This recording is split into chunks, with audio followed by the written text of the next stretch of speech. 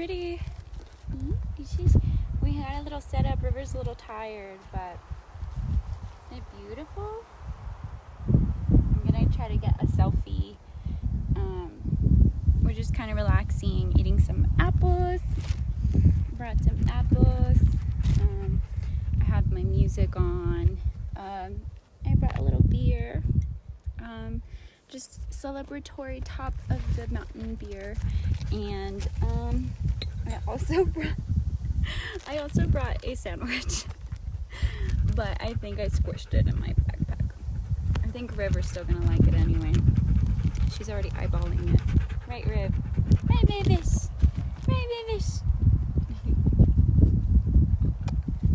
River's pretty tired. So, I'm back. It's been like 6 months since I've recorded, and I have been reading. I just haven't had a chance to record, and I've been like in a state of flux because I've been moving and been traveling and been taking care of the fur babies. So yeah, and I have videos on all of that. But I just haven't had time to upload things, and I've been feeling a little under the weather, so, but I thought I'd hop on my phone real quick. I'm actually videoing this on my phone. I usually use my camera, but just to get a quick little summary for October, because October came and went. It said hi and packed up and left. So I do have 3 books that I have read that are kind of spooky for October vibes. I also read some books this summer, and one's a show now, but I'll probably do another video on that because I want to take my time with it, and I want to watch the show and kind of give my review on both. I picked 3 books that I narrowed it down to, and I need to sneeze. Okay. So the first one that I have is Hidden Pictures by Jason Rekulek. I don't know how to pronounce it, but Hidden Pictures. So this one was really cool. I actually couldn't put it down. I read it like in one night. It's kind of like second chance. She's, you know, trying to do things in a better way, and she's trying to get out of like this vibe and like funk that she's been in. It's kind of like Sixth Sense vibe, where like the little kid is seeing things and they don't know whether to believe them, or is this like suppressed information, and yeah, shit gets real, and it's pretty crazy. At the end there's like a little plot twist, which I was kind of like midway, I was like, where is this going? What's gonna happen? I still want to know like the real truth. And then it hits you, and it's really good. That's where I'm gonna stop. But yeah, it's really good, and it has little pictures in there. Let me see if I can find a spooky one. But yeah, this one was like high ratings, and it was like on my to-do or like TBR.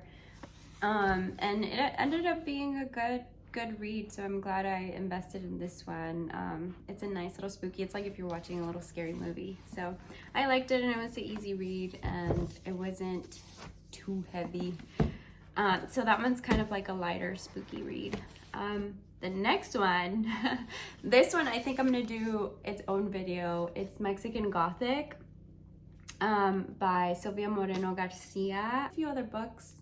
I haven't read any other of her book, any of the other books, but this one was really good, and it's like really interesting read because I've never read anything similar to it. It's kind of like, if we were compared to a movie, it's kind of like the Get Out movie.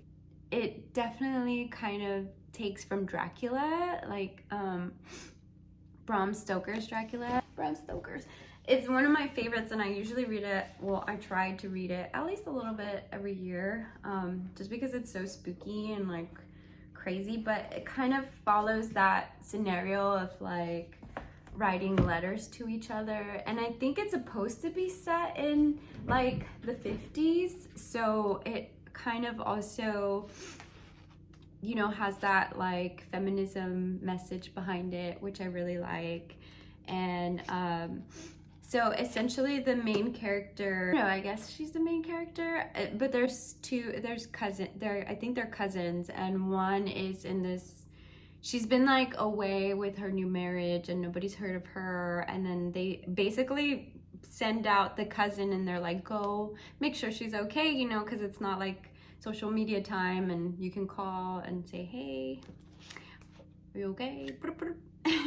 And she actually goes out and starts figuring out some weird stuff, and then it starts affecting her, and then there's like this whole like biological like thing going on with stuff. I don't want to say too much because it's super interesting, but it's like a lineage of a way of thinking of the family that the main character married. The main character, I don't know, I think the cousin's the main character, but also, I don't know, they're both part of it. But yeah, and then they're like legit Mexican, and they're comparing two different kind of viewpoints of these two families. And then the cousin, she's very like feminist and, you know, kind of just doesn't put up with stuff. She stands up for herself. She's kind of going against the norms of the day, and she's just like living her own life, living her best life at the beat of her own drum. And I think that that's pretty cool. But then she gets into this sticky situation going to find her cousin, and it starts like making her question everything, and it's so weird and crazy, and it gets really dark because it almost touches on like some racial things, but it's really interesting. And yeah, I'll just like let you read it. But yeah, this one was really good. I have a few little notes. Let's see what I've marked. It's exciting to see the fun stuff that she did with this book. It's very artistic, and the way she wrote it, which I love. I feel like a lot of Hispanic writers kind of go deeper in that level of like making their, like putting little hidden themes in the writing and kind of giving it a double meaning, which is kind of cool. I would love to see like an interview of her and see what she has to say.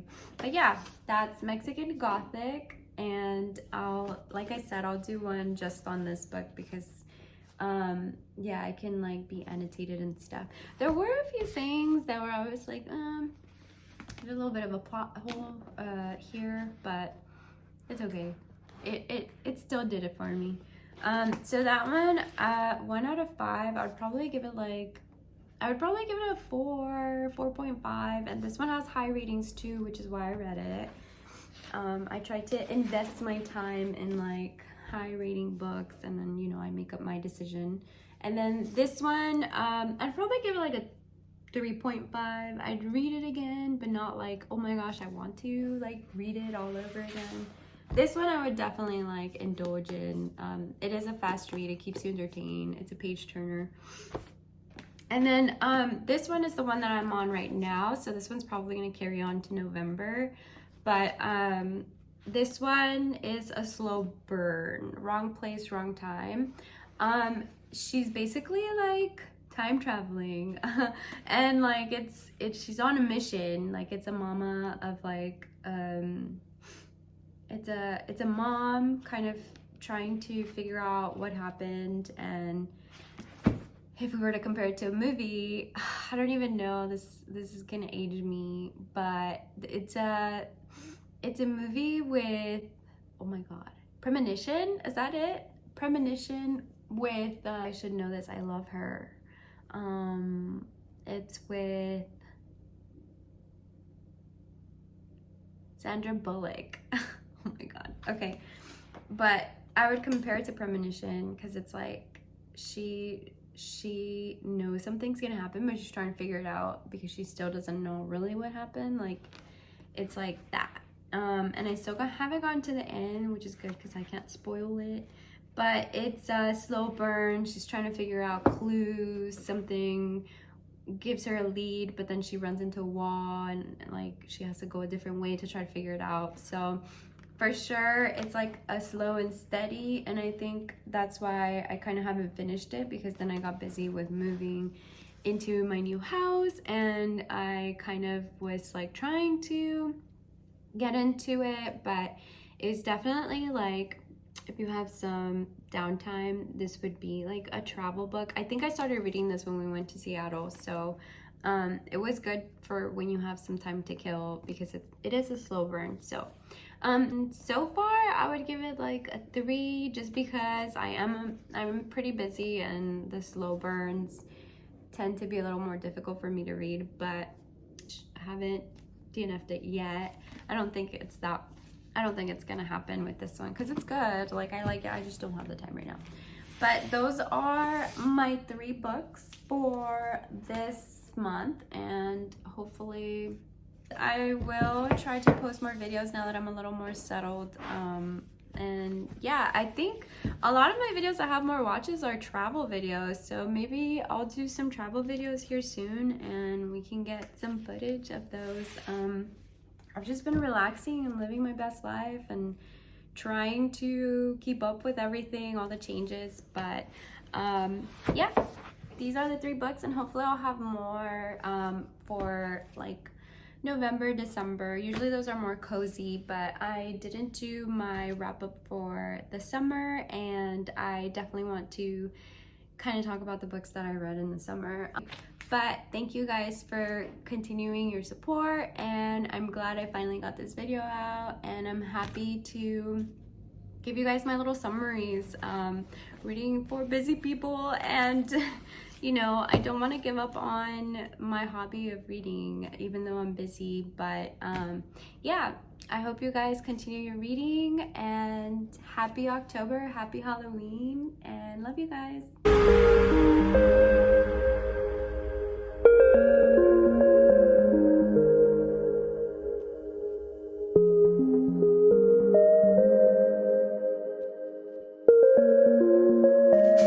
Yay!